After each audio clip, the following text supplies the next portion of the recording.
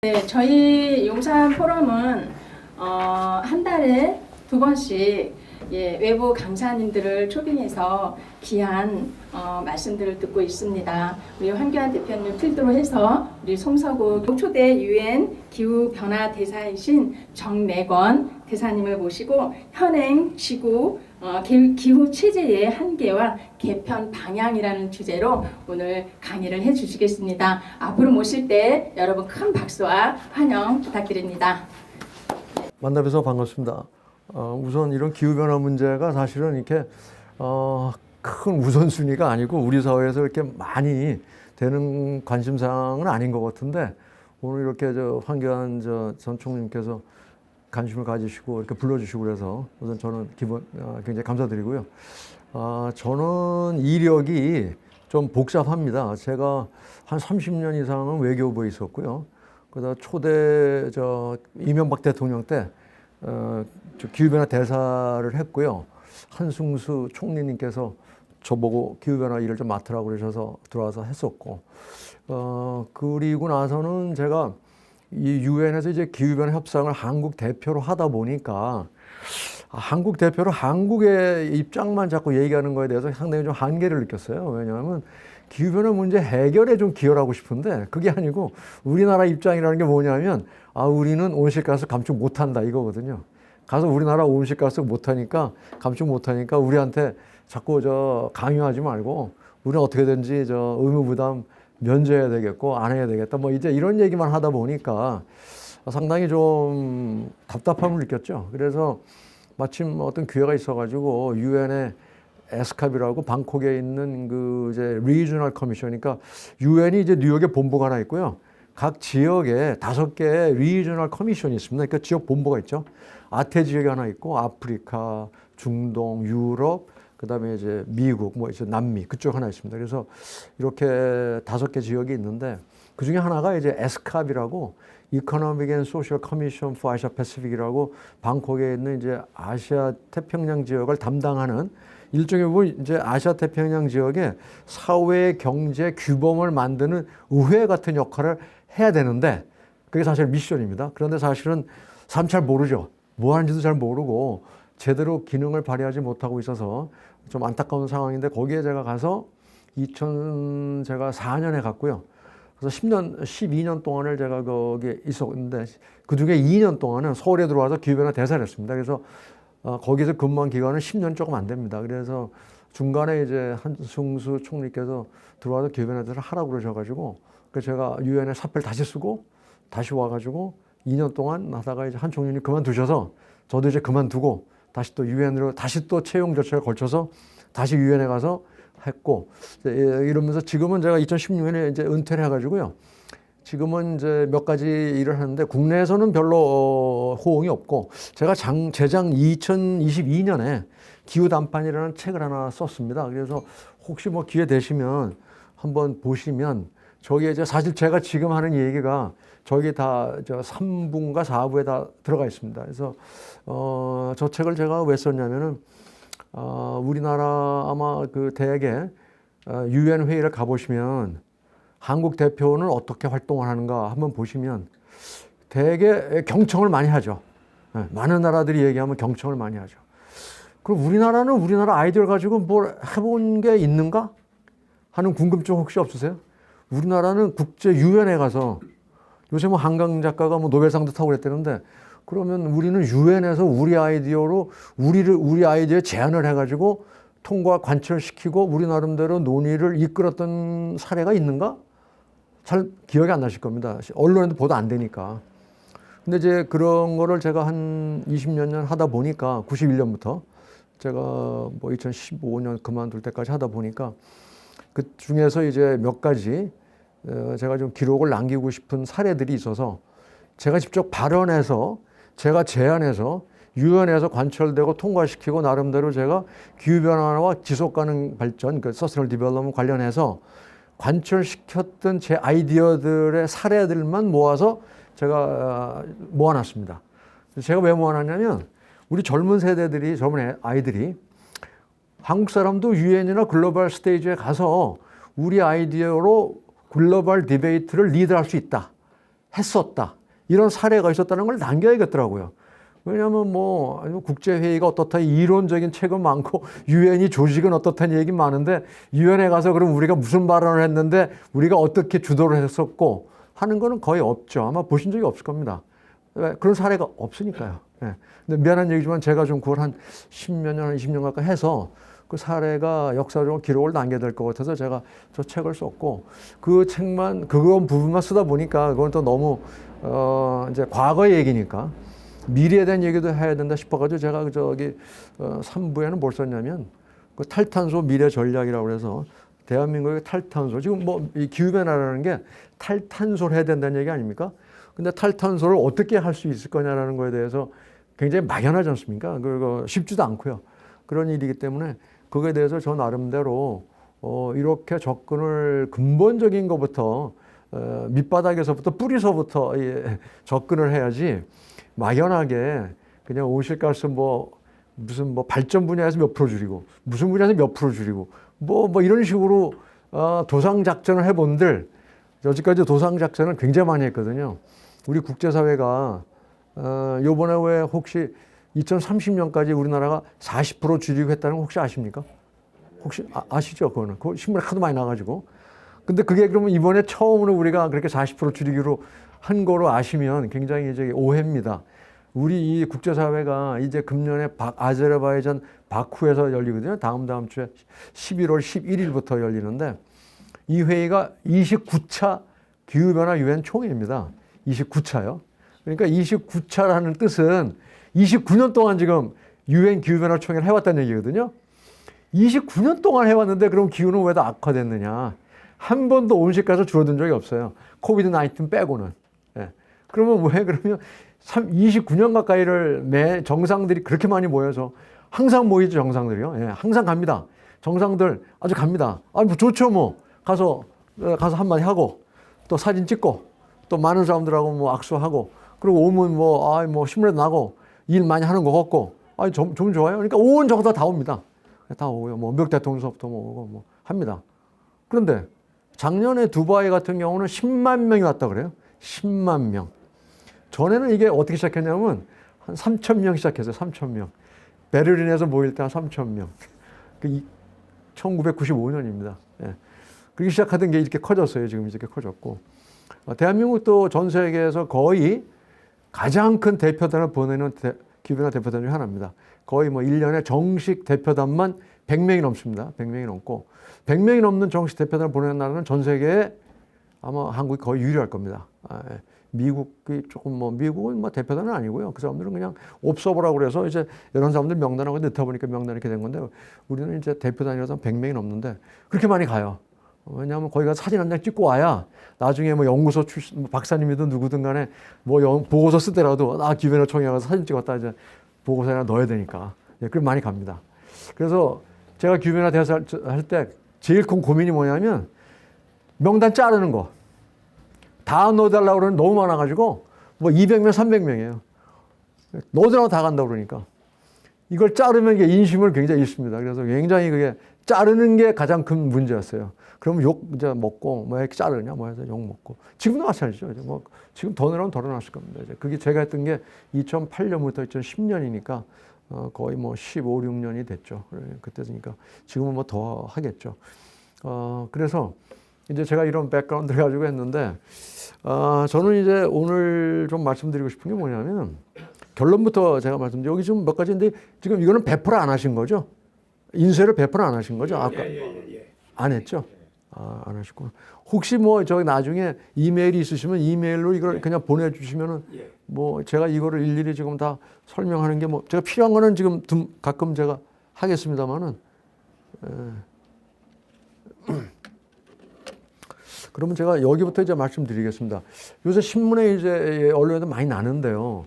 언론에는 많이 나는데 언론은 나는 거나 인터넷 많이 보시면 야 큰일 났다는 얘기 많아요. 그죠? 야 큰일 났다.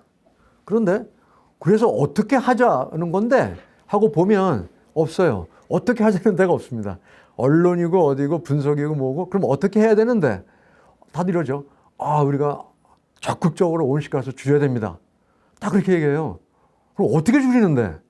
줄여줄 수가 있는 건데 그게 과연? 그게 뭐 그다음부터는 이제 없어요. 이제 미국에 빠집니다. 글쎄 뭐 열심히 해야 될 텐데 이러고 이제 말죠. 예, 그러고 다음부터는 이제 더 이상 진전이 없죠. 그래서 제가 이제 이런 한계점 이제 그 얘기를 제가 먼저 그럼 이게 본질적인 문제라서 그 얘기를 제가 먼저 드리겠는데 이게 맨 마지막에 제가 들으실 텐데 사실은 지금 저희가 운영하는 기후변화라는 문제는 우리가 경제를 이렇게 운영해 오다 보니까 발생한 거 아닙니까? 그 결론, 그 결과물이거든요. 그러면 우리가 지금 운영해 온 이 경제 시스템이라는 게 어떤 경제 시스템인지 우리가 한번 잘 봐야 되지 않겠습니까? 그게 이제 우리가 얘기하는 자유시장 경제 체제입니다. 자유시장 자본주의입니다. 그럼 자유시장 자본주의는 어떤 건데 왜 기후변화 문제가 생겼을까? 이걸 생각해 봐야 돼요. 간단하죠. 뭐냐면 자유시장 경제 체제라는 건 뭡니까? cheapest price. 가격을 싸게 만드는 사람이 이기는 거 아닙니까? 그게 winner take all. 그러니까 누구든지 싸게 가격을 만들기 위해서 모두 다 지금 머리 터지게 지금 경쟁하고 있지 않습니까? 그러면 당연하게 그러면 가장 값싼 석탄 쓰는 게 당연한 건데 그걸 석탄을 쓰지 말자라는 게 그럼 어떻게 그게 먹혀 들어갈 수가 있겠습니까? 불가능한 얘기죠. 지금의 경제 시스템 하에서는 온실가스를 줄이고 신재생 에너지 전기를 쓴다는 거는 불가능한 일이죠. 근데 그 얘기를 우리가 안 한단 말이에요. 우린 그거는 외면하고 싶어. 왜냐하면 이걸 건드렸다가는 이거 지금 경제 근간을 건드리는데 이거 건드리면 이거 경제 성장은 어떻게 되고 그다음에 뭐 산업은 어떻게 되고 뭐 이렇게 복잡해지죠.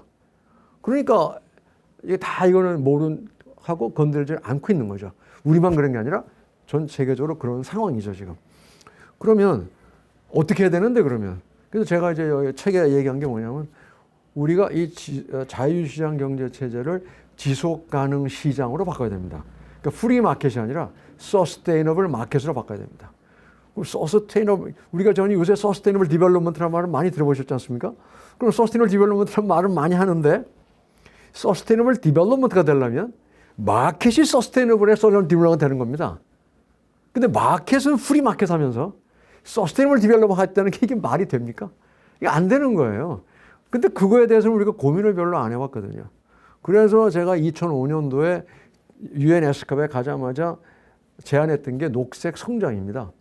녹색 성장은 뭐냐면 이제 온실가스를 줄이고 에너지를 녹색으로 전환하는 게 새로운 경제 성장의 기회가 되고 잡 크리에이션의 기회가 될 수 있다. 그리고 이거 자체가 경제를 망하는 게 아니라 새롭게 경제의 새로운 지평을 열어주는 지속 가능 시장으로 갈 수 있는 방안이다. 그러니까 이렇게 해보자 해서 녹색 성장을 제가 2005년에 롯데 호텔에서 아태 환경개발 장관들이 모여서 그 하는 회의에 제가 그 아이디어를 페이퍼를 써서 올렸고 그것이 채택이 돼서 지금 UN 에스캅의 공식 문서로 2005년도에 정식 채택이 됐습니다. 그래서 제가 그거를 이제 했던 일이 뭐냐면 10년 동안 했던 일이 뭐냐면 이 녹색 성장이라는 패러다임을 아태 지역에 확산하는 게 제가 하는 일이었습니다. 이제. 근데 그거는 뭐냐면 녹색 성장과 기존의 성장의 차이점은 지금 우리가 매년 GDP라는 걸 측정하고 있지 않습니까? GDP. 어떻게든지 프로덕션을 늘려야 되는 거니까 매년. 근데 이렇게 숏텀으로만 늘리다 보면 장기적으로는 오히려 경제 성장이 떨어지는 문제가 생긴다는 거죠. 왜냐하면 이제 이 기후변화 문제 때문에 오히려 GDP를 깎아먹기 때문에 오히려 앞으로는 남는데 뒤로 미치는 거 있잖아요. 그걸 이제 근데 그것들은 GDP 안 잡힙니다. 예를 들면 제가 하나 말씀드리면 우리나라 교통체증이요. 제가 오늘도 어디 지방에 갔다 좀 들어왔는데 이 수도권의 교통체증 진짜 해도 정말 너무 심해가지고요. 네, 그래서 이게 전 데이터를 자주 모으는데 보면 2018년도에 교통연구원이 있거든요. 우리나라 교통연구원에서 나온 교통체증 비용 우리나라에 그게 뭐냐면 이제 차가 막히니까 노동 시간이 낭비됐고 그 다음에 이제 가솔린이 낭비됐을 거 아닙니까? 거기다가 이제 자동차 감가상가 이 세 가지를 합친 겁니다. 이제 공기 에어 폴루션 이런 건 들어가지도 않고요. 그런 들어가지도 않고 이 세 가지만 합쳤는데 교통연구원 얘기입니다. 제 얘기가 아니고 68조입니다. 68조. GDP의 3.6%입니다. 우리나라 국방비가 GDP의 몇 프로입니까? 2% 아닙니까? 많아야 2.2%. 2.2%, 2.2%. 50조, 뭐 55조 이렇거든요. 근데 교통체증 비용만 68조예요. 3.6%입니다. 그러면 우리가 요새 이번에 금년에 뭐 1% 성장한다고 그러잖아요, 우리. 그럼 성장한 게 아니죠. 마이너스 3.6만 빼도 마이너스 2.6% 아닙니까? 근데 우리가 이런 걸 카운팅을 안 하거든요. 지금의 GDP 시스템에서는 그런 카운팅을 안 하기 때문에 우리는 1% 늘리는 거를 늘었다고 생각을 하죠. 그러니까 이런 우리의 어카운팅의 모든 문제점, 인비지블, 카본이라는 거 보이지가 않거든요. 이런 것 때문에 이제 눈에 보이는 성장만 따지다 보니까 장기적으로는 더 이 근본적인 경제 시스템 자체에 그러니까 이제 기반이 무너지는 건 우리가 생각을 못 하는 거죠. 그래서 장기적인 걸 보고 지금이라도 에너지 전환이 그때 사실 이명박 대통령이 열심히 하셨어요, 이거를. 열심히 했습니다. 그래서 다 들어서 다 기억나실 거예요. 했지 않습니까? 했는데 어떻게 됐어요? 5년 지나고 끝났잖아요, 이제. 정권이 끝나니까 끝났잖아요. 그래서 저는 그때도 이게 이명박 정권에서만 해야 될 일이 아니고 대한민국이 앞으로 60년 동안 해야 될 일인데 이게 이렇게 돼도 되겠냐는 얘기를 저는 했었죠. 근데 이제 5년 지나니까 이제 끝나버리더라고요. 그래서 이제 그러다 보니까 지금 또 다시 이제 과거로 돌아갔고. 근데 이제 뭐 그것뿐이 아니어도 전 세계적으로도요. 이렇게 이제 롱텀, 이런 어떤 롱텀 가지고 성공한 사례가 사실은 별로 많지 않습니다. 이제 덴마크가 성공을 했고요. 덴마크는 70년대 오일 크라이시스 터지자마자서부터 중동에서부터 석유를 수입하지 않겠다라는 고를 세웠어요. 그래가지고 풍력 발전에 엄청나게 정부가 투자했습니다. 그래가지고 이 풍력 발전 기술을 이제 엄청 발전을 정부가 했죠. 그런 다음에 베스타스라는 기업에다가 풍력 발전 소프트웨어와 이런 모든 걸 넘겨줬습니다. 그래서 베스타스가 한때는 전 세계 윈드 파워 시장의 8, 90%를 독점했고요. 그러다가 덴마크 수출의 한 10%를 한 회사가 있었어요. 윈드 파워 하나만 가지고. 그래서 지금 덴마크는 이게 이제 플럭추에이션이 심한데 어떨 때는 100% 풍력 발전입니다. 바람이 좋을 때는. 근데 어떤 문제가 생겼냐면 어떨 때는 0%입니다. 예, 이게 이제 심각한 문제죠. 예. 그래서 얼마 전, 작년인가 저작년에 기억이 잘 안 나는데 갑자기 바람이 하나도 없을 때가 있었어요. 이런 게 있죠. 그러니까 이제 녹색 에너지라는 건 이런 문제가 있습니다. 그래서 이제 베이스 로드를 어떻게 할 거냐라는 이제 문제가 또 있죠. 그러나 이제 하여튼 이게 저는 성공 사례라고 봅니다. 왜냐하면 덴마크는 한 30년 동안을 정부가 바뀌든 안 바뀌든 아주 컨시스턴트하게 이 정책을 끝까지 밀고 나가고 성공한 사례죠. 근데 이제 영국도 그렇게 했고 여러 가지 많이 했었는데 그래서 저는 요즘에 들어서 뭘 얘기하냐면 혹시 뭐 더 자세한 얘기 보고 싶으면 중앙일보에 제 이름 치시면 제가 인터뷰한 게 이렇게 크게 좀 나온 게 있는데요. 제 이름이 정내권으로 되어 있습니다. 요새는. 전에는 레로 되어 있었는데 요새는 내로 씁니다. 제가 그래서 헷갈리는데 저는 이제 이 자유시장에서 지속가능 시장으로 간다는 게 이 뜻이 뭐냐면 지속가능 시장은 시장 가격에 마켓 프라이스에 탄소의 비용, 기후변화 비용이 반영된 시장 가격을 가져야 이게 서스테이너블 마켓이 된다고 보는 거거든요. 근데 그게 쉽지가 않거든요. 그게 뭐냐면 탄소세 뭐 이런 거거든요. 그럼 탄소세 하자 그러면 당장 난리가 날 거 아닙니까? 어렵죠. 쉽지 않습니다. 그래서 그 중간에 제가 요새 뭘 하고 다니냐면은 볼런터리 마켓, 자발적인 걸 먼저 하자. 이게 제가 요새 주장하는 겁니다. 그게 뭐냐면 우리나라의 여론조사를 했더니요. 48%의 우리 국민들이 전기값을 2배 올리는 거를 찬성해요. 근데 45%가 반대합니다. 굉장히 우리나라 48%는 굉장히 높은 겁니다. 다른 나라 아마 미국 같으면 아마 10%가 안 될 겁니다. 아마. 예.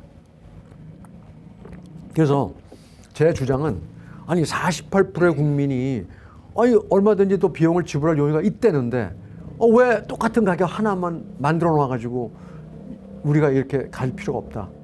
제 얘기는 뭐냐. 당장이라도 할 수 있습니다. 한전에서 전기값을 2개로 만들면 돼요. 하나는 저는 이제 그린 프리미엄이라는 말을 썼는데 하나는 기후변화 가격. 그래서 신재생 전기를 쓰는 가격으로 해서 지금 대충이요. 이 신재생 그러니까 풍력이나 태양광 되면 대개 한 킬로와트당 한 뭐 230원 뭐 이렇습니다. 한 250원 이렇습니다. 근데 석탄이나 이런 거는 이제 뭐 100원, 어떤 건 80원, 90원에다 가스 하면은 뭐 150원 이렇게 되거든요, 이게. 뭐 대충 100원이라고 치고 뭐 130원 치고 태양광 한 250원 치고 그러면 거의 2배거든요. 그럼 한전 입장에서는 250원 주고 사와가지고 120원에 팔아야 되는 게 지금 우리나라 상황입니다. 그럼 한전에서야 당연히 어떻게든지 안 살려고 그러죠. 그럼 이게 늘어날 수가 없는 거죠. 그럼 이렇게 할 필요가 없다 이거죠, 제 얘기는. 정의가 이거 2개로 하자. 하나는 킬로와트당 250원, 200원. 하나는 킬로와트당 뭐 140원 해서 나는 CO2가 나오지 않는 전기를 쓰고 싶다 하는 분들은 그 가격을 내라 이거죠. 자발적으로요. 48%가 있다고 그러는데 설대 48%가 처음에 안 될 수는 있겠죠. 만약에 그렇게 차이가 많이 나면 이게 이제 48%는 뭐냐면 10년 동안 2배예요. 10년 동안 2배. 그러니까 매년 10%씩 올리는 거예요. 그러니까 갑자기 뭐 2배 올린다 그러면 안 되지 않겠어요? 그러니까 처음부터 예를 들면 10%씩 그럼 이렇게 한다. 이렇게 해서 가격을 처음부터 차별을 두고 올린다 이렇게 하면 처음에 뭐 한 5% 할 수도 있고 10%의 국민이 할 수도 있고 하지 않겠어요? 요새 고등학교들이 무슨 헌법재판소에 우리나라 정부를 이제 고소를 했던데 저는 그거는 별로 저는 동의하지 않고요. 일종의 쇼라고 봅니다. 그래서 저는 오히려 그런 애들한테 그런 에너지 할 거 있으면 너부터 이중 가격제 해가지고 나부터 그린 전기 가격 내겠습니다라는 캠페인을 해라. 그게 실질적인 거지. 너는 네가 전기를 이런 싼 가격에 쓰고 있으면서 너는 뭐 정부 보고 이 정부가 이게 무슨 얘기냐면 정부가 다 책임져야 된다는 것 자체도 잘못된 생각이거든요. 정부가 왜 다 책임을 집니까? 전기는 우리가 썼는데. 네. 그게 이제 제가 얘기하는 지금 이제 UN 이런 모든 시스템이 톱다운 방식입니다. 톱다운. 근데 톱다운 갖고는 안 된다고 보거든요. 정부에서 도상 작전 해갖고 뭐 발전 분야 얼마 줄이시오, 뭐 산업에서 얼마 줄이시오 한다고 그래서 그 줄어듭니까? 그게 산업 경쟁 여건에 따라서 달라지는 거 하는 건데 뭐 정부의 도상 줄인다고 줄일 수 있는 게 아니잖아요. 톱다운으로 안 됩니다. 그럼 어떻게 돼? 버텀업이 돼야 되거든요. 버텀업은 뭐냐? 소비자들이 참여해 줘야 되는데 소비자가 어떻게 참여해야 되느냐? 비용을 분담해야죠. 말로만 해도 소용없습니다. 우리 열심히 전기 이거 끄겠습니다. 그거 갖고 안 됩니다. 택도 없는 얘기죠. 이 그린 에너지 전환이라는 비용 자체가 어마어마하게 드는 건데 특히 우리나라는 그렇습니다. 지금 중동이나 이런 데는 뭐 그렇게 많이 안 들어요. 왜냐하면 땅이 넓고 허벌판 아니에요. 거기다 만드는 거야 뭐 그건 얼마나 할 수 있죠. 그건 뭐 쉽습니다. 그런데 우리나라는 아니죠. 우리나라는 땅값이 얼마나 비싼데 그걸 하려면 어마어마한 비용이 드는데 그게 어떻게 됩니까? 그러면 우리 국민들부터가 그런 학생들부터가 제가 고등학교들한테 그런 얘기 강의를 합니다. 그런 짓 하지 말고 나부터 돈 내겠습니다. Me first 캠페인을 해라. Me first 캠페인. 나부터 녹색 가격 내겠다. 이런 캠페인을 너부터 해라. 그래야 너가 정부를 비판할 수 있는 자격이 있는 거지. 너는 그것도 안 하면서 무슨 정부만 책임지는 것 자체도 발상이 잘못된 거예요. 왜 어떨 때는 맨날 민주주의라고 그러면서 권력이 국민부터 나온다는데 책임은 왜 국민부터 안 나와? 우리가 책임져야죠. 우리가 책임져야죠. 이런 것도 이제 발상이 전환. 그래서 저는 버텀업. 그래서 소비자들이 참여하는. 근데 문제는 소비자가 참여할 수 있는 시스템이 없습니다, 지금. 프리마켓 시스템에는 그런 시스템이 없어요. 가격이 하나니까요. 그래서 제가 주장하는 게 가격을 2개로 하자는 겁니다. 근데 전기 가격뿐이 아니라 모든 거에 그렇게 할 수 있어요. 예를 들면은요, 독일의 그 이체라고 고속전철 있잖아요. 거기는 그린 티켓이 있고 레귤러 티켓이 있습니다. 그래서 그러니까 이산화탄소를 뿜어내고 싶지 않은 사람은 10불, 10유로, 20유로 더 냅니다. 자발적으로. 왜? 나는 이산화탄소 뿜어내는 전기 타고 싶지 않죠. 기차 타고 싶지 않다 이거예요. 더 내잖아요. 그럼 그 돈을 모아가지고 이 기차 회사에서 신재생 전기를 삽니다. 우리나라도 할 수 있어요. KTX에서 녹색 티켓 팔아요. 지금 68,000원이 서울 가는데요. 부산 가는데. 그러면 뭐 75,000원짜리 팔자 이거예요. 뭐 한 5,000원 더 받자 이거예요. 5,000원 더 내면 그 돈 모아가지고 그 돈만큼 솔라 전기 사면 돼요. 할 수 있거든요. 그러면 헌법재판소 소원하지 말고 학생들부터 다니면서 이 티켓 사라 이거예요. 너부터. 이런 것도 안 사면서 그래서 정부 비판하는 거는 어불성설이니까 자격이 없는 거 아니에요? 그래서 근데 문제는 이렇게 시스템을 만들어줘야 돼요. 근데 그것뿐이 아니죠.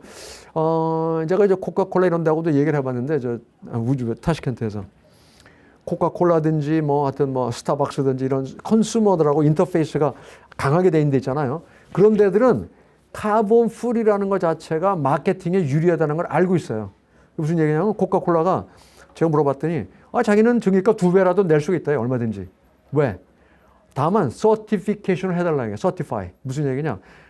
이 코카콜라가 녹색 전기를 썼으니까 여기는 카본 프리다. 라는 걸 서티파이 해주면 자기네들은 얼마든지 2배 내겠다. 이게. 왜 2배 내느냐? 광고하는 거예요. 코카콜라 is carbon free. 이렇게 광고하면 더 잘 팔리고 돈 더 많이 벌 거다는 거예요. 이게 무슨 얘기냐면 제가 말씀드린 게 뭐냐면 소비자들의 인식도 바뀌고 있고 마켓도 바뀌고 있습니다. 소비자들이 그저 싼 것만 원한다 이렇지 않습니다. 지금 파타고니아라는 회사가 있는 거 혹시 아십니까? 패션 브랜드 있는 거 아십니까? 자, 파타고니아라는 회사는요, 이 리사이클 플라스틱을 가지고 이거 옷을 만들어요. 그러면 보통은 더 싸거든요. 재활용지 같은 것들. 근데 여기는 거꾸로입니다. 또 비쌉니다. 티셔츠 같은 거 100불, 200불입니다. 아니, 근데 팔려요. 그걸 삽니다. 왜요? 아, 이거는 퀄리티입니다. 요새는 소비자들도요, 취피스트 프라이스만 보지 않습니다. 미닝을 찾고 있고요. 퀄리티를 찾고 있습니다. 그래서 이렇게 시장도 바뀌고 있고요. 소비자의 프레퍼런스 바뀌고 있기 때문에 이걸 적극적으로 활용할 수 있는 마케팅 전략도 필요하고요. 돈 더 잘 벌 수 있습니다. 오히려 스타벅스가 우리 앞으로 스타벅스는 전 매장에서 녹색 전기 쓰고 돈 더 내고 쓰고 우리는 카본 프리다. 스타벅스 커피 is 카본 프리. 이렇게 광고를 하면 더 많이 팔릴 수도 있다라는 생각을 한다는 거죠. 비즈니스들도. 그래서 이런 것들을 이용하면 이제 카본 프리라는 것 자체가 비용인만 되는 게 아니라 새로운 기회가 될 수 있다는 거죠. 이렇게 인식이 이제 바뀌지 않으면 이게 이제 일종의 프리 마켓 시스템을 서스테이너블 마켓으로 가져가는 중간 단계 볼런터리 마켓이라고 저는 봅니다. 자발적으로 참여하는 거거든요, 이게. 그래서 이런 단계로 가게 되면 좀 앞으로 그래서 적극적으로 우리가 해야 될 건 뭐냐? 가격의 이중화를 적극적으로 추진을 해야 된다고 저는 보고 있습니다. 그리고 또 하나 제가 말씀드릴 게 뭐냐면 지금 현재 우리가 이산화탄소를 계산하는 방식이요. 생산 기준으로 계산합니다. 이게 생산 기준으로 이제 소비 부분에 이제 생산 부분의 배출량을 초점으로 댔다는 얘기를 하는데 이게 뭐냐면 GDP를 기준으로 온실가스 계산하잖아요, 저희가. 자, 근데 보세요. 자, 우리가 배도 만들고 자동차 만들었어요. 철강도 만들었어요. 우리가 씁니까? 우리가 안 쓰잖아요. 어디로 가요? 다 가잖아요. 수출하잖아요. 근데 책임을 누가 져요? 우리가 집니다. 그럼 이게 지금 유엔 시스템이 그래요. 이거 괜찮은 건가요? 이렇게 하면은 이게 작동이 될까요? 저는 안 된다고 봅니다. 왜 무슨 얘기냐면 이런 시스템이기 때문에 온실가스 줄이려면 어떻게 해야 돼요? GDP를 줄여야 되잖아요. 아니 GDP 줄일 정치인이 어디 있습니까? 어느 나라가 GDP를 줄이겠습니까? 그럼 어불성설이죠. 그렇기 때문에 유엔의 기후변화 체제가 작동을 안 하는 겁니다. 하는 척만 하는 거죠. 말만 하는 거죠. 저기 제가 적어놨는데 교토 정선이 뭐 해서 코펜하겐 의정선이 뭐 해서 저희가 여러 번 이번에 2030년 그때는 2020년이라고 그랬어요. 그때는 또 한때 또 2000년이라고 그랬고 2000년이라고 할 때 2012년이라고 할 때 2020년이라고 할 때 2030년 계속 밀어온 거예요 지금. 이런 립 서비스를 지금 우리는 지금 몇 번째 하고 있는지 모릅니다 이게. 자, 왜 그러냐? 이렇게 GDP를 줄이는 방식으로 접근하다 보니까 안 되는 거죠. 그럼 어떻게 해야 되느냐? 지금 이제 극단적 예를 들면요. 유럽은 자기들이 많이 줄였다고 많이 생각을 해요. 그런데 이제 미국 같은 경우인데요. 저게 소비를 기준으로 계산하면 어떻게 되냐면요. 소비라는 게 뭡니까? 수입품에 들어있는 탄소까지를 포함한 겁니다. 미국은 전형적으로 수입을 더 많이 하는 나라 아니에요. 수출하는 게 적잖아요. 그러면 수입품에 들어있는 탄소가 많지 않습니까? 그걸 계산하면 빨간 게 미국의 이산화탄소 배출량인데 지금 신고하는 거는 까만 것만 신고를 합니다. 까만 게 내 거라고 그래요. 근데 사실은 빨간 걸 쓰고 있죠. 우리가 다 보내고 있는 거죠. 근데 이게 극단적인 예가 영국인데요. 영국은 산업이 없잖아요. 지금 영국 산업이 거의 없습니다. 왜? 자동차 산업이 뭐니 다 지금 어디로 왔습니까? 중국, 한국으로 왔지 않습니까? 다. 그래서 우리가 다 만들잖아요. 우리가 만들어서 보내주지 않습니까? 보내주는데 그러다 보니까 영국은 좀 어떤 상황이냐면 territorial emission, production emission은 45라면 embedded carbon in the import goods가 55입니다. 더 많아요. 그러면서 뭐라고 하냐면 우리는 45% 줄였다 그래요. 네, 줄였다 그럽니다. 그래서 저는 착각이라고 그러죠. 줄인 게 아니고 카본 리키지입니다. 남의 나라에 물어낸 거죠. 그럼 줄이려면 어떻게 되느냐?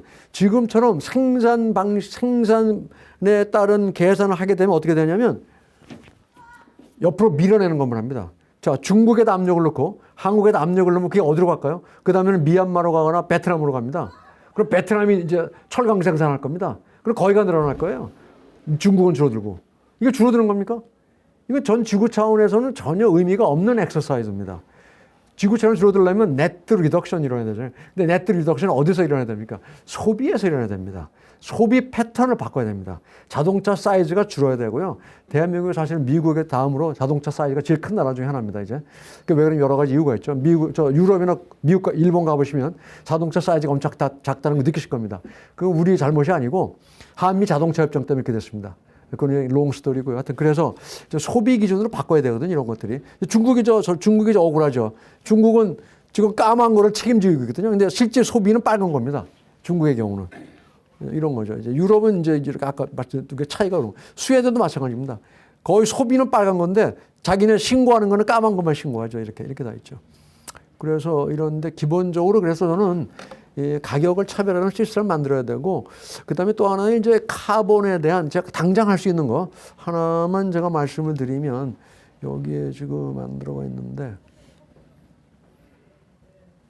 저희가 보면 왜 예비 타당성 조사라는 거 많이 아시죠? 예타라는 거 많이 들어보셨죠? 예비 타당, 우리나라에 보면 300억, 500억 이상의 사업에 대해서는 예타를 해야 된다. 그래서 뭐라 하냐면 경제 타당성이 있느냐를 보지 않습니까? 그러니까 코스트 베네핏 어널리시스 해가지고요. 그래서 우리 GTX라는 거, 그게 계속 안 된 게 뭡니까? 예타가 안 나온다. 수익률이 안 나온다. 그거 아닙니까? 근데 그 수익률이 어떤 겁니까? 수익률이 뭐냐면 돈이거든요. 돈. 거기에 하나만 바꾸면, 큰 변화가 있을 수 있습니다. 어떤 게요? 자, GTX를 만들었을 때 줄어들 수 있는 CO2의 양을 계산해서 그걸 돈으로 계산해서 그걸 편익으로 보태면 예타가 당장 통과가 되고 아마 GTX 옛날에 준공됐을 겁니다. 준공이 돼서 지금은 이제 아마 이런 우리나라 이제 수도권의 교통체증 이런 게 좀 줄어들고 했다면 뭐 교통 혼잡 비용도 줄어들고 뭐 공해도 줄어들고 했을 거겠죠. 근데 이런 방식을 쓰고 있기 때문에 안 되는 거거든요. 그러니까 우리가 이렇게 저는 이걸 카본 카운팅이라고 그러는데 보이지 않는 카본을 저희가 이제 카운팅을 해야 됩니다. 이걸 안 하면서 저탄소로 가겠다. 이거 이제 말이 안 되는 거죠.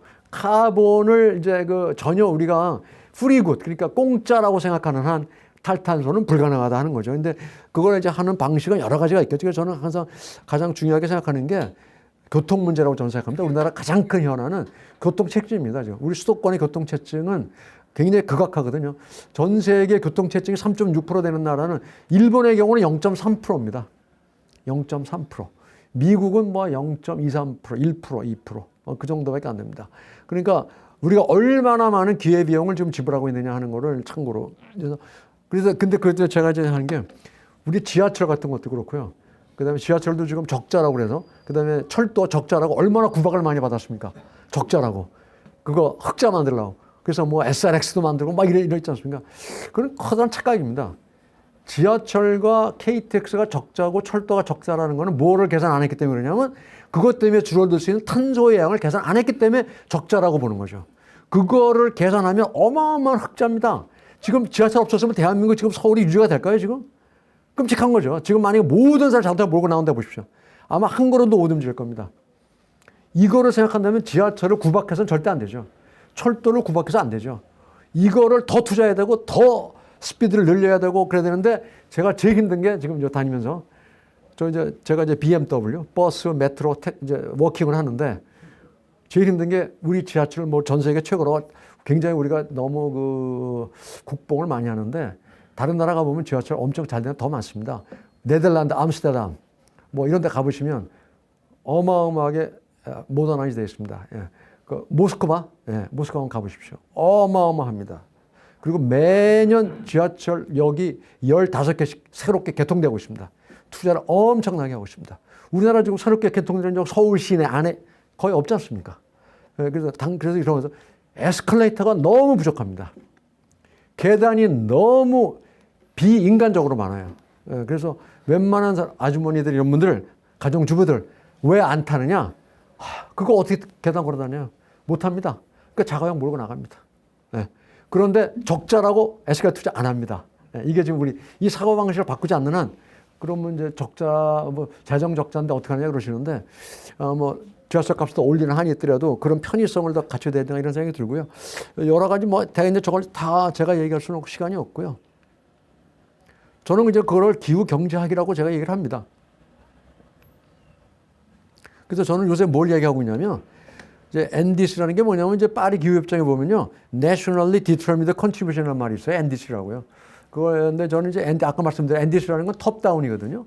근데 이제 제가 말씀드린 건 PDC라고 해서 버텀업이 각자가 우리 스스로가 기여하지 않는데 PDC가 없는데 NDC가 되겠습니까?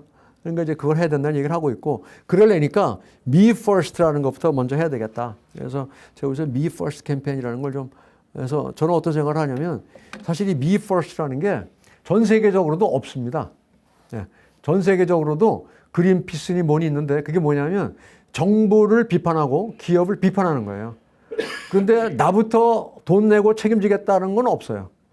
그래서 저는 우리나라가 Me First를 해서 K 클라이밋 웨이브를 좀 만들면 어떻겠나 이런 생각을 제가 좀 해보고 있습니다. 저는 그게 가능하다 보는 게 BTS가 이 얘기를 한마디를 하면 당장 가능하지 않을까. 그래서 BTS가 어떻게 해야 되냐. 콘서트 할 때 티켓을 두 가지로 파는 거예요. 그린 티켓, 레귤러 티켓. 그린 티켓에 돈을 한 20불 더 받는 거예요. 그래서 그 돈으로다가 솔라 에너지 사가지고 카본 프리 콘서트 한다 하면 아마 전 세계가 바뀌지 않을까. 저는 그렇게 생각하면은 이렇게 되지 않을까 이런 생각을 합니다. 그래서 제가 결론이 이겁니다. 우리가 카본이라는 거를 프리구스, 한마디로 얘기하면 공짜죠. 프리구스라고 생각하는 한 카본 프리 퓨처는 불가능하죠. 카본은 더 이상 프리가 아니고요. 우리가 물도 사 먹지 않습니까? 요새? 마찬가지로 카본도 가격을 부여할 때가 됐거든요. 근데 그 가격을 어떤 방식으로 점진적으로 해서 이게 부정적인 효과도 있고 긍정적인 효과도 있을 거 아닙니까? 그럼 이제 과제는 뭐냐면 부정적인 경제에 대한 충격은 완화하고 긍정적인 어떤 고용 창출이라든지 경제 성장이라든지 신기술 개발이라든지 여러 가지 좋은 것도 많이 있거든요. 그런 긍정적인 효과는 어떻게 맥시마이즈하고 부정적인 효과는 미니마이즈 할 건가 이런 데 대한 지혜를 모으면서 새로운 그 패러다임을 우리가 만들어 나가지 않는가 이렇게 생각을 합니다. 네, 감사합니다. 질의응답 주시면 예, 감사합니다. 예, 좋은 강의 잘 들었습니다. 예. 특히 탄소를 이제 생산자가 아닌 소비 측면에서 계산해야 된다는 게 굉장히 와닿았습니다. 근데 제가 이제 환경 문제를 처음 접한 거는 로마 클럽 회의 내용 중에 미국인들이 부시맨보다 평생 물자를 500배를 더 쓰고 죽는다는 거. 근데 그거 읽은 게 한 50년쯤 전이었던 것 같습니다. 그러니까 지금 아마 1000배쯤 될 겁니다. 그러니까 이제 궁극적으로는 이제 전 지구인이 다 부시맨처럼 살아야 되는 건 아닌가. 그런 것들을 어떻게 좀 강제할 수 있을까 하는 방법이 혹시? 저는 강제는 불가능하다고 보고요. 예. 그래서 제가 볼런터리. 그러니까 이거는 사회 운동이 돼서 의식 있는 사람부터 하고 싶은 사람부터 먼저 하는 수밖에 없다고 봐요. 이거는 뭐 국가가 강요를 할 수도 없고요. 그러니까 그렇게 하다 보면 저는 제가 이런 얘기를 하니까 제가 헝가리의 그 중앙은행 총재가 저를 초청을 해서 가서 포럼을 같이 했는데 저하고 이런 똑같은 대화를 했습니다. 그래서 제가 이런 얘기를 내가 하고 있긴 한데 나도 속으로 과연 이게 몇 퍼센트의 사람이나 참여할지 굉장히 걱정이 된다 이런 얘기를 했더니 그 사람이 오히려 저한테 don't worry 그러면서 뭐라고 하냐면 5% is enough to change the society. 그러면서 저를 오히려 격려하더라고요. 100%부터 시작할 필요 없다. 5%만 이 의식 있는 사람이 먼저 행동을 취해도 전체를 바꿀 수 있다.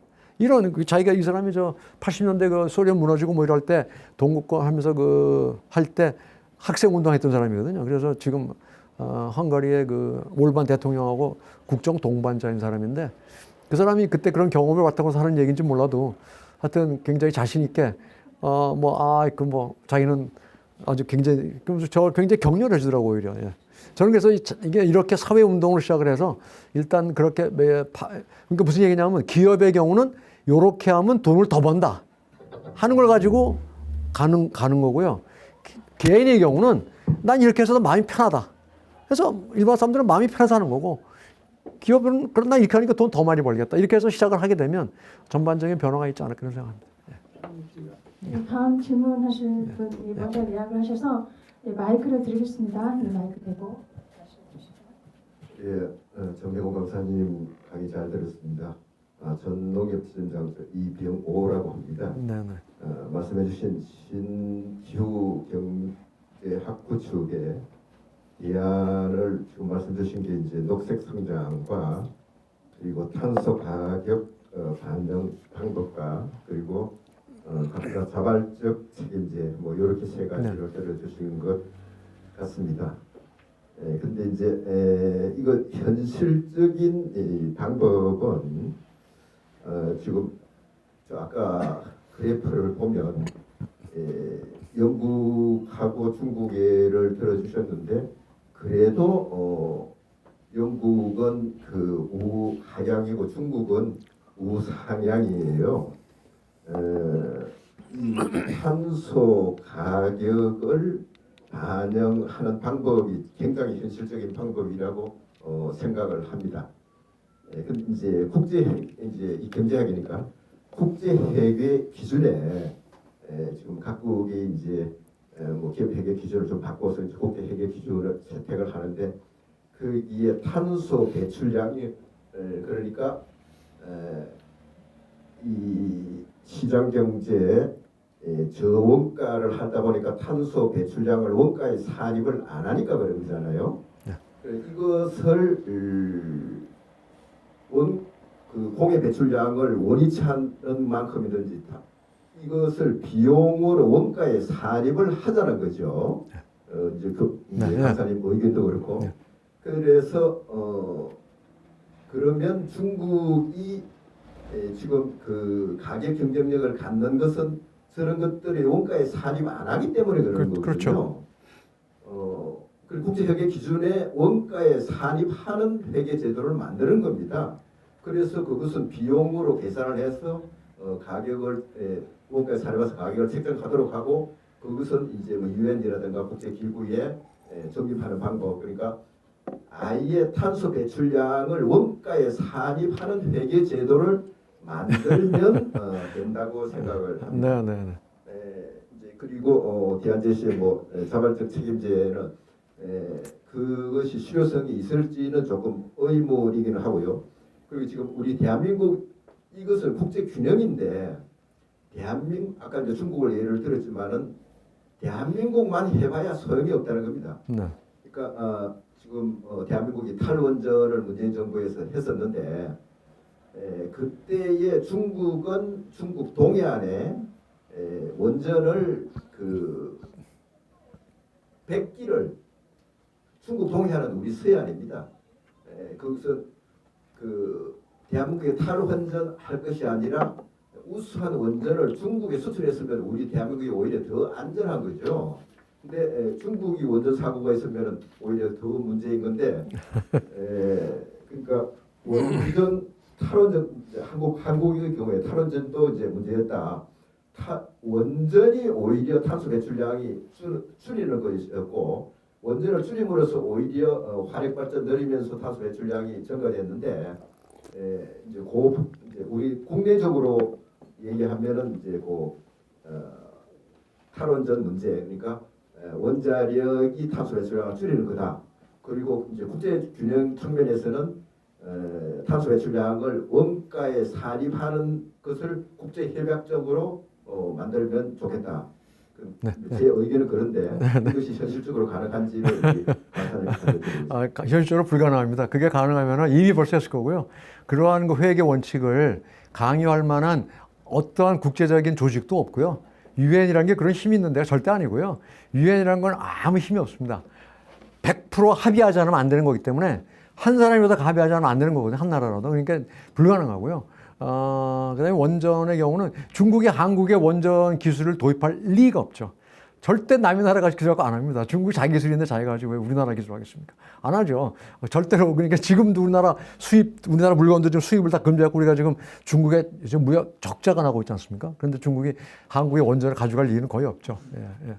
죄송합니다. 여러 의견 중에 이렇게 우리 대사님께서 나오셔서 말씀을 주셨는데 오늘 말씀해 주신 것에 대한 질문을 해주셨으면 좋겠습니다. 무슨 질문을 하든지 거의 너무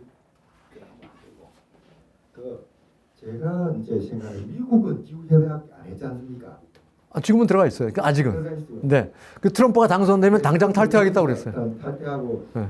그런데 지금 현재 이제 기후 협약 이게 기후 변화 이게 사기라는 주장도 또 있어요. 네? 사기. 예, 네. 사기가 IPCC가 통계를 조작했다 이런 이야기도 있지 않습니까? 그러니까 그에 대해서 혹시 아시는 게 있을까 싶어가지고.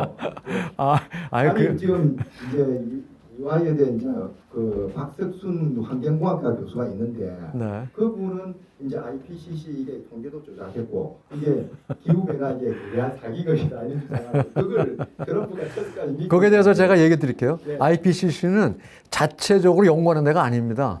ICC는 뭐냐면요. 기존에 있는 모든 연구 자료를 취합을 해서 종합하는 데입니다. 자기 스스로는 절대로 어떤 자료를 만들어내질 않아요.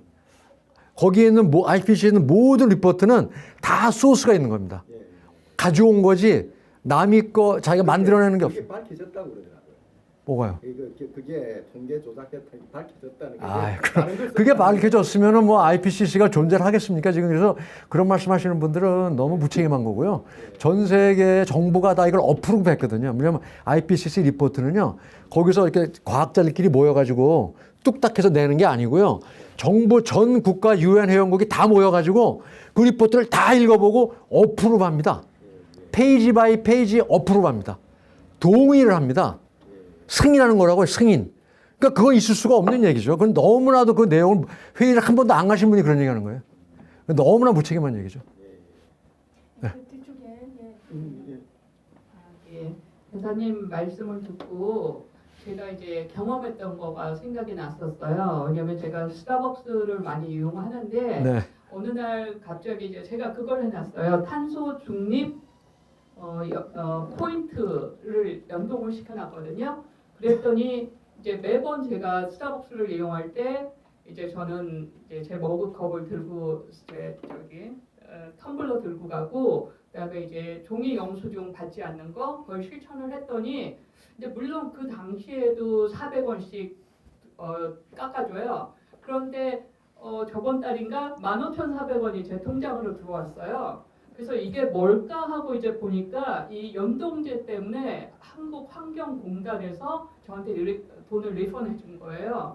그래서 제가 신세계 정용진 씨가 참 운영을 잘하네. 근데 이건 저는 광고를 하거나 이런 걸 본 적이 없었기 때문에 네. 제 이제 그 어플에서 제가 그거를 오픈시켜 놨기 때문에 이제 자동으로 했는데 이제 지금 대사님 말씀을 들어보면서 제가 잠깐 이 US 스타벅스를 찾아봤더니 그 US 같은 경우는 전혀 그런 시스템이 안 돼 있더라고요. 네. 그리고 이제 말씀하신 도중에 이거 기업들에서 광고를 해야 되지 않느냐라는 그 멘트가 있으셔서 보니까 이게 비단 스타벅스 같이 사실 기업 정신 굉장히 투철한 거잖아요. 사람한테 여러 가지를 생각하고 만든 옵션이기 때문에 다른 기업들에서도 실천을 해야 되지 않을까와 더불어서 왜냐면 다른 어떤 뭐 커피숍을 가더라도 머그컵에 대해서 돈을 리펀해 준다든지 이런 탄소 중립 포인트제라든지 이런 게 없거든요. 그래서 아까 말씀하신 대로 그 돈을 지불하고 있는 거잖아요. 사실은 우리가. 네. 근데 그걸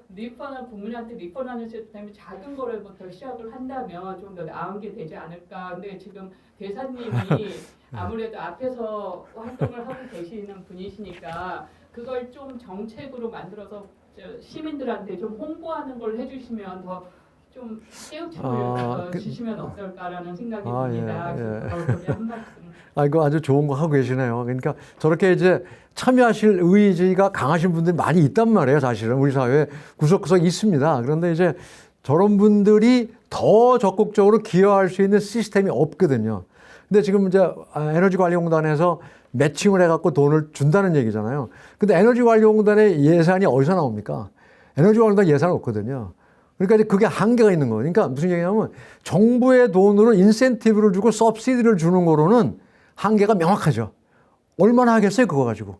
그리고 이제 또 저는 항상 물론 머그잔 들고 다니는 거 굉장히 훌륭하신 거가 필요하지만 that's not enough. 그거 가지고 해결될 상황은 지났다. 어떻게 해야 되느냐? 필요하죠. 물론 그건 필요하지만 necessary but not sufficient. 그건 뭐냐? 오히려 스타벅스 전체가 모든 매장이 200원 주고 신재생 전기를 사라 말이에요. 아예 매장 운영하는데. 그렇게 해서 200원씩 내라 이거 너희들이. 그 대신에 커피값을 올려라 이거 500원을. 그래서 4,000원 받는 건 4,500원 받든지. 그다 써놓으란 말이에요. 우리는 저거 쓰기 때문에 500원 더 받습니다. 그게 오히려 더 많이 팔릴 수도 있어요. 우리 지금 그렇죠. 그런 사람들이 우리는 스타벅스 가서 먹을래. 나 500원 더 내고 저기 가서 먹을래. 하게 지금 돼 있는 게 우리 소비자 많은 젊은 세대들은요 찾습니다. 나 이런 데서 나 먼저 갈 거야. 라고 하는 들이 더 그게 에너지관리연구단보다 더 효과가 있을 것 같아요. 그러면 제가 이제 지금 대화 중에 대사님한테 한 말씀 더 드리고 싶은 게 독일에서는 독일인들이 가장 죄의식을 느끼는 때가 비행기를 탈 때라고 그렇죠. 하더라고요. 왜냐하면 그렇죠. 에너지 소모가 너무나 많이 일어나기 때문에 그렇죠. 환경을 망치기 네. 때문에 개인이 비행기를 타러 갈 때 가장 길티 필링을 많이 느낀다라고 하더라고요. 네, 네. 그것도 그런 맥락. 아니 그래서요. 그래서 지금 독일에는 어떤 일이 있냐면요. 젊은 애들은 비행기를 안 타고요. 기차를 타거든요. 기차를 타는데 기차 비용이 더 비쌉니다. 요새는 싼 그게 많이 나오잖아요. 그래가지고 어디서 어디 가는데 뭐 100유로 뭐 이런 게 많아요. 근데 그렇게 안 나오고 기차를 타면요. 오히려 200유로 막 이래요. 근데도 애들이 기차를 안 타고, 비행기를 안 타고 기차 타는 곳이 있어요. 그런 정도로 이게 많이 지금 그런 욕구가 있단 말이죠. 이게 무슨 얘기냐면 내가 탄소의 가격에 지불하고 싶다. 욕망이 있어요. 근데 그걸 받아주는 마켓 시스템이 지금 없어요. 그거를 담아내 준다면 상당한 기여를 하지 않겠는가 이런 생각을 하는 거죠. 예, 감사합니다. 감사합니다. 안녕하세요. 저는 김신혁이라고 하는데요. 저는 그 미네소타에 잠깐 석사를 했었는데 작년에는 눈이 잘 안 오더라고요. 그 기후 변화 때문에. 근데 제가 거기서 이제 환경 경제학을 그 수업을 들었었는데요. 그 교수님께서 말씀하시는 게 이제 이 탄소를 줄이려면은 물론 이제 칼본 텍스 해가지고 이렇게 그 프라이스를 정해야 되는데 이 프라이스를 정하는 게 과연 누구한테 도움이 되냐라고 말씀하셨을 때 그분께서 하시는 말씀이 사실 그게 강대국한테 도움이 되지. 왜냐면 이제 그 가난한 나라들은 그 비용을 감당할 수가 없잖아요. 그리고 지금 저희가 책임을 지려고 하는 게 이미 그 산업혁명 일어나가지고 이제 그 강대국들이 다 하는 걸 이제 후진국이 따라야 되는데 그걸 바라봤을 때 만약에 그걸 하면은 이제 국가 경쟁력이 떨어지는 거잖아요. 가난한 나라는 더 가난해지고 이제 잘 사는 나라는 어떻게 방안을 찾겠지만 근데 과연 이제 이런 게 가능할지도 의문이고요. 그리고 이제 그 칼본 프라이스를 정할 수가 없잖아요. 왜냐면 이제 트럼프 정권 때는 막 그 1톤 배출량이 막 1달러로 만들어 버리고 뭐 유럽은 지금 한 60몇 유로로 알고 있고 그리고 또 이제 그 탄소 배출량의 거의 한 30-40%가 미국이잖아요. 미국 자동차 계속 끌고 근데 이제 TV에 나와서는 이제 환경을 위해서 뭐 신경을 쓴다는데 과연 이런 그러니까 국가 경쟁 그거는요. 저는 어떻게 생각하냐면요. 그게 이제 하나의 그 클라이밋 저스티스의 문제거든요. 클라이밋 저스티스. 근데 그 문제는 어떻게 지금 개도국 보고 카본 텍스 하라는 건 말이 안 되는 거고요. 부자 나라들만 열심히 해도 큰 도움이 됩니다. 가난한 나라한테까지 똑같이 뭐 그런 시스템 해라. 그건 안 되는 거고요. 전 그래서 각 나라별로 카본 프라이스라는 게 각 나라별로 정해야 되는 거예요. 자기 나라가 자기가 감당할 수 있는 수준 내에서 정해야 되는 거죠. 그런데 그게 어렵잖아요. 그러니까 각 나라별로 자발적으로 어느 수준이 되면 할 수 있는 거를 각 나라가 자발적인 것부터 먼저 해야 되지 않느냐. 근데 저는 제일 먼저 해야 될 나라는 당연히 미국이죠. 근데 아마 가장 늦게 할 나라가 미국일 겁니다. 미국은 아직도 기후변화를 별로 이렇게 인정을 안, 플로리다에 뭐 세계적인 뭐 허리케인이 왔어도 지금 기후변화란 말을 안 쓰거든요. 미국에서는 정치인들이 기후변화란 말을 안 써요.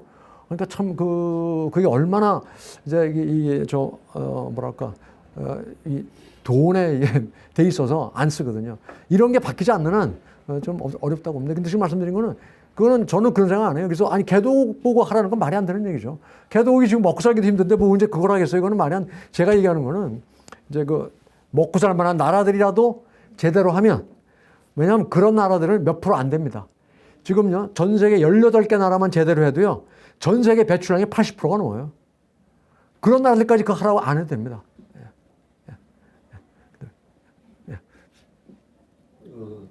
마크 라이너스 교수가 쓴 책 보면 육도의 멸종이라고 있잖아요. 네. 육도의 멸종. 네네. 지구 온도가 6도 올라가면 네. 이 지구상이 멸종이 된다는 얘기죠. 네.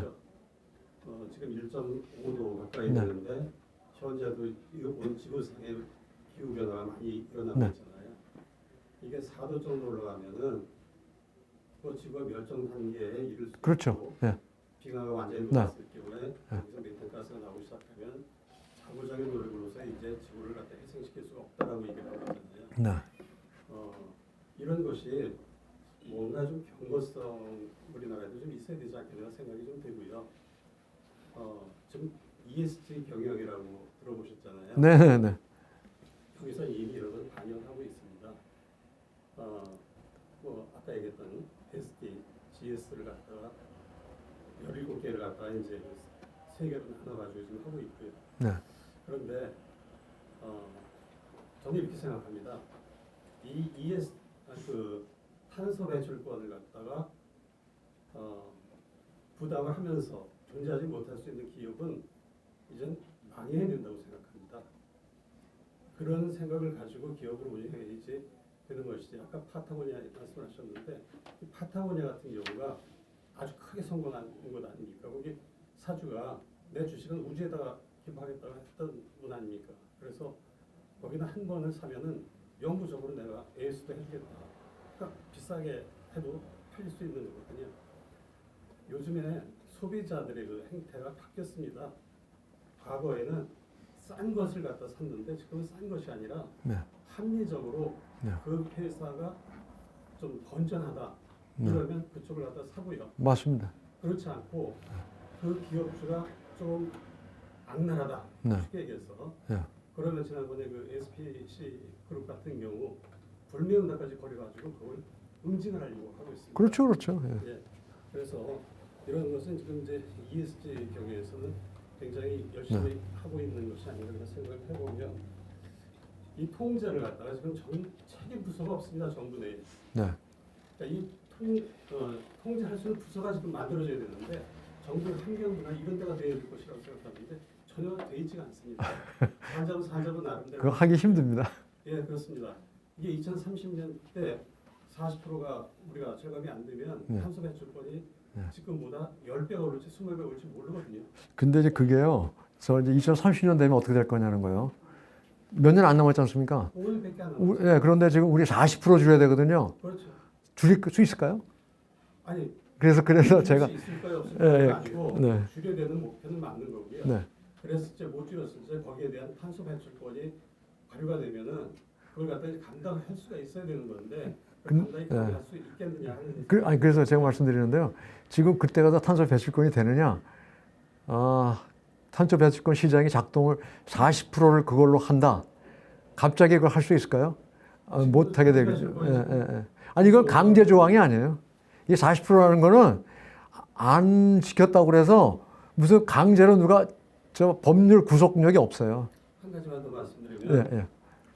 현재는 통제를 갖다 할 적에 소비 패턴이 변해야 되는 것은 맞다고 생각합니다. 그런데 소비 패턴을 바뀌는 것은 국민 운동에 의해서 변화될 수 있는 것이라고 생각이 되고요. 그게 이루어져야 된다고 생각하고 네. 생산, 기업을 위주로다가 통제하는 것이 오히려 맞다고 생각합니다. 소비자들은 어차피 국내에서 만드는 사람이 탄소 배출권까지 포함해가지고 가격을 지불하고 만들고 그렇죠. 그래야죠. 네, 그렇게 해야 되기 때문에 지금 하는 것은 맞다고 보는데 단지 어떤 부서에서 맡아서 하는 책임 부서가 전부 없고 그것을 갖다 할 수 있는 데가 없으니까 네네. 우리나라 몇 프로가 지금 탄소 배출권 40%에 몇 프로가 달성됐는지 이 여부를 전혀 알 수가 없다는 얘기입니다. 네. 그래서 그런 쪽에서 한번 좀 정부 쪽에 강력하게 좀 그 정부는 이제 굉장히 제 생각에는 그거 강력하게 하고 싶지 않을 겁니다.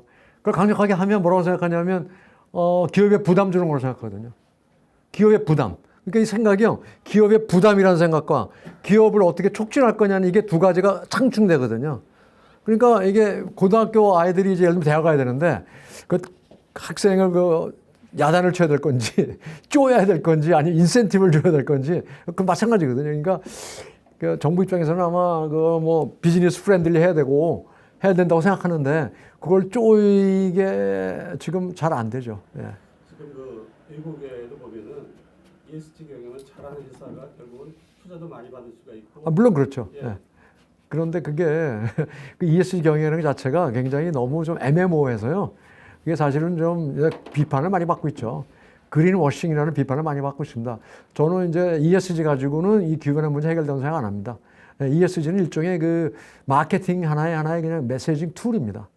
근데 서브스턴스가 별로 없어요. 근데 그린워싱을 무서워해가지고 안 하는 것은 더 나쁜 결과 나오죠. 아니 물론 그렇게도 하죠. 그래서 잘 하는 데는 이제 잘 돼야 될 거예요. 예. 근데 제가 한 가지만 더 물어보겠습니다. 그 미국은 왜 탈퇴하려? 그들은 혼자 생각입니까? 아니면 많은 미국이요? 과학자도- 예. 그거는 그 사람 신념이잖아요. 그래서 지금 공약 첫 번째가 당선되자마자 파리 기후협약에서 탈퇴하겠다가 넘버 원이거든요. 근데 그 미국의 과학자들이 그런 글을 쓴 게 많이 있어요. 그 불편한 진실. 물론이죠. 예, 예. CO2가 원인이 아니다는 주장. 아니 뭐 그 사람은 그런 거 무시하는 게 하나의 자기의 트레이드 마크잖아요. 아니 이제 그 과학자들이 그런 주장을 많이 한다고요. 왜냐면 CO2가 원인이 아니라는 게 기후. 그거 아니라고요? 예. 뭐 그런 얘기 하는 사람들이 있겠죠. 그런데 이제 그런 데는 신경 쓸 필요는 없을 것 같고요. 왜냐면 과학자들이 그런 주장하고 미국 공화당은 어느 과학자 이렇게 하는데 어느 과학자 이렇게 아니 이제 제가 그 그레이스톤 그 미국 그 이산화탄소 연맹 회장이 그런 주장합니다. 뭐 그런 불편한 짓을 그러니까 물론 그런 거 있을 수 있죠. 있을 수 있는데 저희가 이제 기준을 삼아야 될 거는 유엔에서 공식으로 인정되고 다 국제적으로 인정된 다큐멘터가 IPCC 리포트거든요. 미국이 탈퇴를 하고 나면 우리가 좀 여유가 생기는 거 아닌가 싶어요. 아니 우리가 여유는 생기고 뭐 그건 다 좋죠. 근데 이제 기후가 여유가 안 생기죠. 기후가 이제 모른다는 거예요. 그거는 모른다고요? 과학자들이 뭐 그러면 이제 아니 그렇게 생각하시면 가보면 되죠. 뭐 안 하고 그냥 가보면 되죠. 뭐. 그러니까 그런 가능성이 있으니까 네. 그렇게 봐야 될 거 아닌가 이런 생각이 들었어요. 예, 여기까지 하겠습니다. 네, 참 쉽지 않은 그런 분야인 것 같은데요. 예, 어려운 일을 하고 계신다고 생각이 듭니다. 우리 유엔 기후변화 대사님이신 우리 정래건 대사님 오늘 수고 많이 해주셨습니다. 우리 큰 박수로 감사의 네, 감사합니다. 드리겠습니다. 감사합니다.